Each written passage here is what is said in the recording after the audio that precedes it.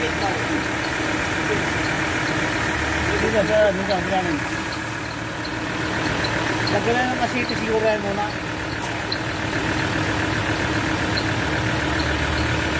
One alternator pulley.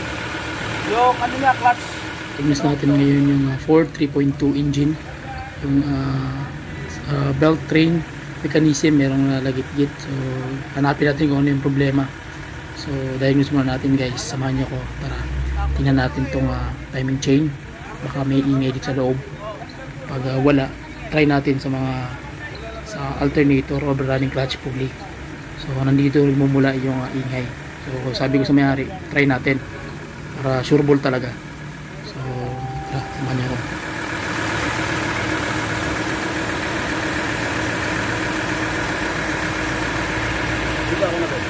Wag. Lagyan na ng asiti siguro yan muna.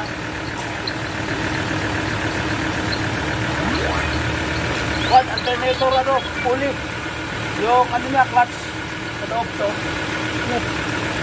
Pero ito. Ilisa na, ano namin sabi ni Tiki dati. Tumawag na siya. So ilisa na siya pulley. Clutch pulley. Ayun. Saka na nagmumula. Ha? Saka na nagmumula. Patay mo aircon.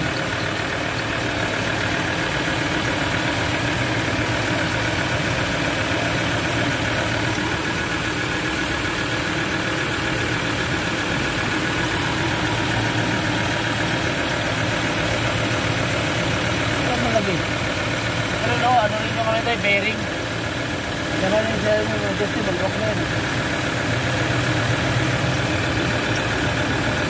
Yan, maluwag na yun. Yung isa. Dito. Yung isa, punta rito. Yung galing. Ang kata ba? Yung galing. Come on. Ito, may ngayon. Alternator bearing na ito. Yung ihang pulley.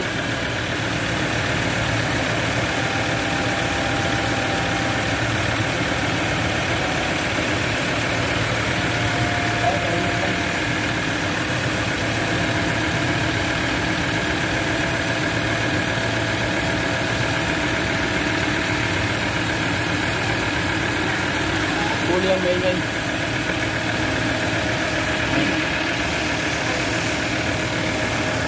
So, ang maingay guys, yung ito yung maingay.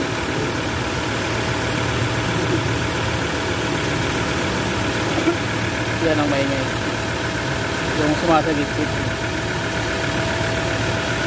Put natin yung manifold, exhaust manifold. So far okay naman yung tunog na. Turo ko sa inyo guys yung paano mararamdaman yung tunog. So, kailangan itatapat mo. Bawa sabi yung umiikot o may mga metal to metal contact. Sa turbo meron talaga yan, diba? So sa shafting maririnig mo yun dito. So far setting naman siya, wala ka maririnig yung tunog. Pag may marinig ka na kanaas, yung parang rattling noise na pino, ibig sabihin may problema yun. So ngayon kung alam mo yung yung loob ng part doon, so alam mo yung may sabit din kung saan banda. So dito wala namang ingay tahimik siya. So sa timing chain, mayroong timing chain dito, di ba? So pag tinutok mo yan dito, may maririnig ka, pero so far wala naman. So ibig sabihin setting yung loob. Pakinggan mo. Okay mo. Ito wala kang maririnig. Diba? Wala tahimik. So dito naman sa timing chain yan ang tapat yan So tahimik din. Ibig sabihin setting yung valve chain mechanism, nakahado na kasi ito So wala kang marinig, tahimik na. Hindi, yung marinig mo dito pag uminit na siya wala kang marinig. Kaya nangyari, umaandar siya, tutunog siya pag bagong andar. Pag pinatay mo na, pag lumamig na, tutunog na naman yan. Pero pag hindi na siya tumunog, Ibig sabihin mainit na siya, ano na yun, parang ano na yun, mawawala na yan, kasi dudulas na yan eh.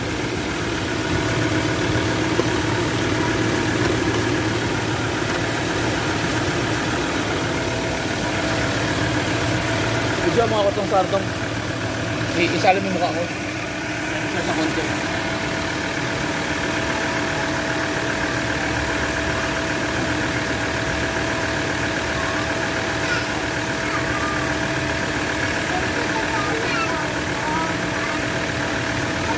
Sabi mo itong buo.